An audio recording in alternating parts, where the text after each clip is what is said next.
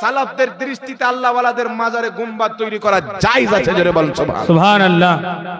উঠান তাফসিরে রুহুল বয়ান, উঠান ফাতাওয়া শামী, উঠান বাদায়ে উসসানায়ে, প্রত্যেক কিতাবের মধ্যে লেখা আছে আল্লাহর নেক বান্দাদের কবরের উপরে গুম্বাদ তৈরি করা আমরুন জায়েজুন, এই কাজটা হচ্ছে জায়েজ, জোরে বলেন সুবহানাল্লাহ।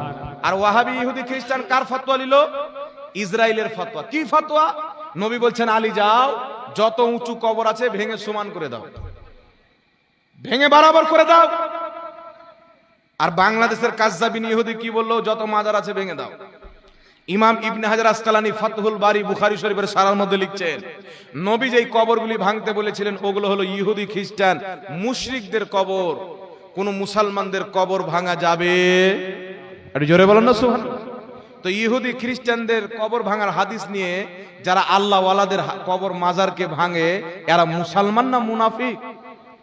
এরা নবীর হাদিসের অপব্যাখ্যা করে আর নাম আহলে হাদিস। তুই তো হাদিস চোর, তোর মত নবীর হাদিসের বেয়াদবি, নবীর হাদিসের অপব্যাখ্যা পৃথিবীতে আবু জেহেল পর্যন্ত করতে পারে। আবু জেহেল পর্যন্ত বলবে তোমাকে দেখে যে আমি তো কাট্টার দুশমন ছিলাম নবীর, ঠিকই আছে, কিন্তু তোমরা তো নবীর লেবাস পরে নবীর সাথে দুশমনি করেছো। নবীর হাদিসের অপব্যাখ্যা করা মানে নবীর সাথে দুশমনি করা, ঠিক না ঠিক বাবা? একটু জোরে বলেন। তো যাই হোক বিরাদর ইসলাম, আমি যেটা প্রমাণ করতে চেয়েছিলাম আল্লাহর ব্যাপারে তাদের আকীদা নিজের বাড়ির তৈরি করা ইহুদি খ্রিস্টানদের মতো আকীদা, সুন্নিদের আকীদা, নবী এবং সাহাবা সালাফদের দেওয়া আকীদা আমি আপনাদের সামনে প্রুভ করে দিয়েছি। এখন আরেকটা প্রুভ করতে চাই যে নবী এবং সাহাবীর আকীদা ইসলাম আলাদা, ওয়াহাবিদের ইসলাম আলাদা। কেমন করে আলাদা? আচ্ছা বলেন তো বাবা, জাকির নায়েক কি বলেছে? কুরআন পাকে 25টি আয়াত রয়েছে ওসিলা হারাম, বলেছে না বলেনি? এই একটু জোরে বলেন, বলেছে না বলেনি? আমি কিয়ামত পর্যন্ত লা মাযহাবিকে চ্যালেঞ্জ করতে চাই, একটা আয়াত দেখাও। কোন লা মাযহাবি যদি একটা আয়াত দেখাইতে পারে কুরআন পাকে ওসিলা হারাম, 1 লক্ষ টাকা পুরস্কার দেওয়া হবে। দুটা দেখাইতে পারলে 2 লক্ষ টাকা দেওয়া হবে। কিন্তু কিয়ামত তো আসতে পারে, ওসিলা হারাম দেখাতে পারে না, কারণ কুরআন পাকে ওসিলা হারামের কথা বলা নয়, ওসিলা ধরার কথা আছে। জোরে বলেন সুবহানাল্লাহ। আল্লাহ বলেন ওয়াবতাগু ইলাইহিল ওসিলা, আল্লাহর দরবারে ওসিলা ধরো, ওসিলা পেশ করো। এখন নবীর আকীদা কি, সাহাবার আকীদা কি? আমরা আহলে সুন্নাত ওয়াল জামাতের আকীদা নবীর ইন্তিকালের পরেও নবীর ওসিলা দিয়ে দোয়া করা জায়েজ, নবীর ওসিলা ধরা জায়েজ। এটা আমাদের আকীদা কি আকীদা নয় বাবা? এই একটু জোরে বলেন না। আমরা নবীর ওসিলা মানি কি মানি না? একটু জোরে বলেন। আমরা নবীর ওসিলা নেওয়া জায়েজ মনে করি না নাজায়েজ? ওয়াহাবিরা শিরিক মনে করে, আমরা জায়েজ মনে করি। চলেন দেখি আমাদের নবী কি মনে করতেন। আচ্ছা বলেন তো বাবা, আমার নবী যদি নবীগণের ইন্তিকালের পর তিনাদের ওসিলা নেওয়া জায়েজ মনে করেন আর ওয়াহাবি যদি নাজায়েজ মনে করে, তাহলে এরা নবীর পক্ষের লোক না নবীর দুশমন? বলেন।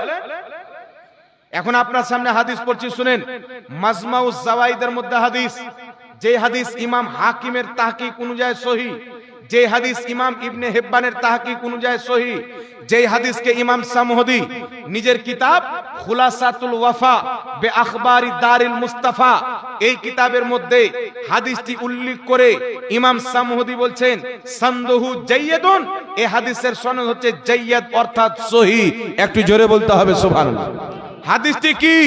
আমার আপনার নবী নিজের আপন চাচি আবু তালিবের স্ত্রী হযরতে আলীর মাকে দাফন করার পর আমার নবী দোয়া করছেন, আল্লাহ আমার মায়ের কবরকে প্রশস্ত করো, বেহাক্কে নবিয়্যিকা ওয়াল আম্বিয়া আল্লাযীনা মিন ক্বাবলিক, আল্লাহ তুমি আমার মায়ের কবরকে প্রশস্ত করো, আমার মায়ের মাগফিরাত করো, বেহাক্কে নবিয়্যিকা আমি তোমার নবী অর্থাৎ আমি মুহাম্মাদের ওসিলায়, ওয়াল আম্বিয়া এবং পূর্বের সমস্ত নবীর ওসিলায়, আল্লাযীনা মিন ক্বাবলিক যেই নবীগণ পূর্বে চলে গেছেন, আদম থেকে নিয়ে ঈসা পর্যন্ত যারা ইন্তিকাল করেছেন, যাদেরকে আসমানে উঠিয়ে নেওয়া হয়েছে, প্রত্যেক নবীর ওসিলা দিয়ে তোমার কাছে দোয়া চাই, আমার মায়ের কবরকে প্রশস্ত করে দাও।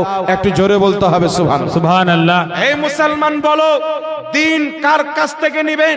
আকীদা কার কাছ থেকে নিবেন? ইসলাম কার কাছ থেকে নিবেন?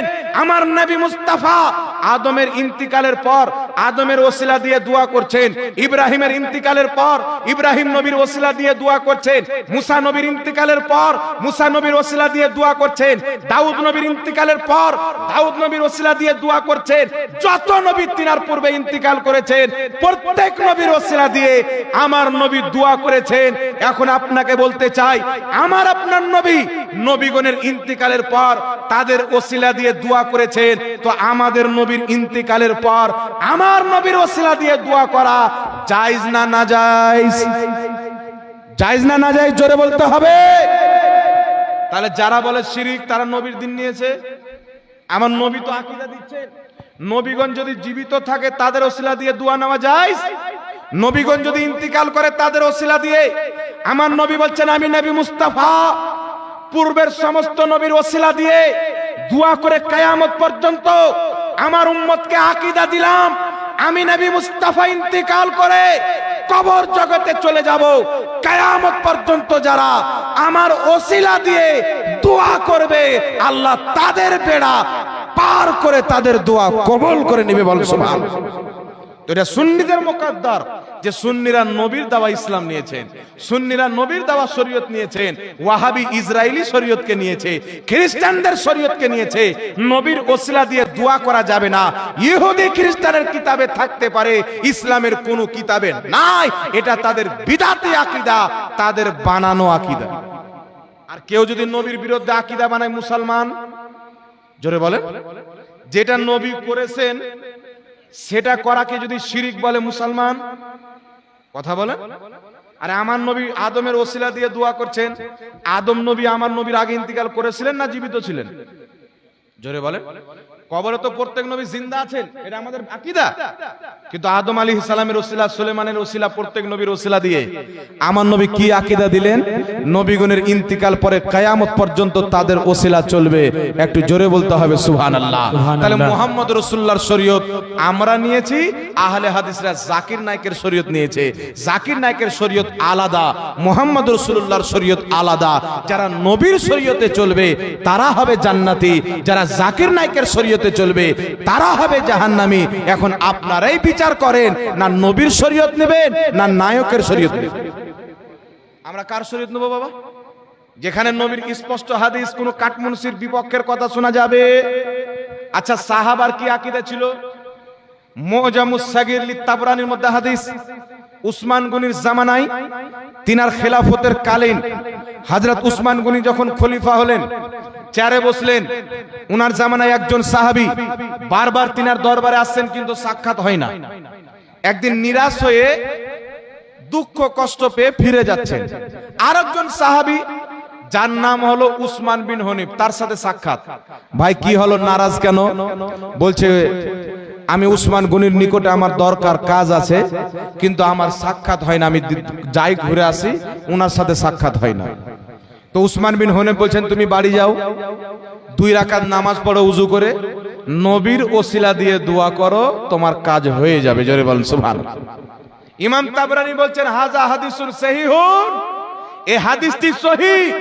যেই সাহাবী উসমান গনির দরবারে বারবার যাচ্ছেন আসছেন কাজ হয় না, বারবার যাচ্ছেন আসছেন কাজ হয় না, আজকে ওই সাহাবী বাড়ি গিয়ে 2 রাকাত নামাজ পড়ে নবীর ওসিলা দিয়ে দোয়া করেছেন, তারপরে উসমান গনির দরবারে এসেছেন, সিধা গেটমান ডাইরেক্ট হাত ধরে উসমান গনির দরবারে তাকে হাজির করে দিয়েছেন।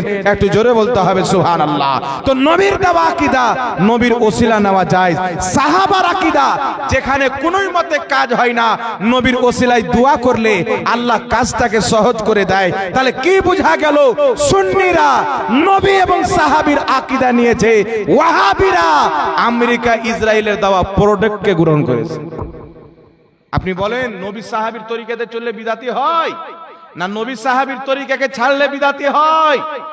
নবীর আকীদা, নবীগণের ইন্তেকালের পর তাদের ওসিলা জায়েজ, জায়েজ নয় আমার নবীর তরিকা। সওয়াব দোয়া কবুল হওয়ার জরিয়া সাহাবার তরিকা, সাহাবার তরিকা আমরা নিয়েছি, নবীর তরিকা আমরা নিয়েছি, তোমাদেরকে খ্রিস্টানের তরিকা মুবারক, আমাদেরকে মুহাম্মদ রাসূলুল্লাহর তরিকা মুবারক। একটু জোরে বলতে হবে সুবহানাল্লাহ। সুবহানাল্লাহ। একটু হাত তুলে বলুন তো ইয়া রাসূলুল্লাহ। ইয়া রাসূলুল্লাহ। নারে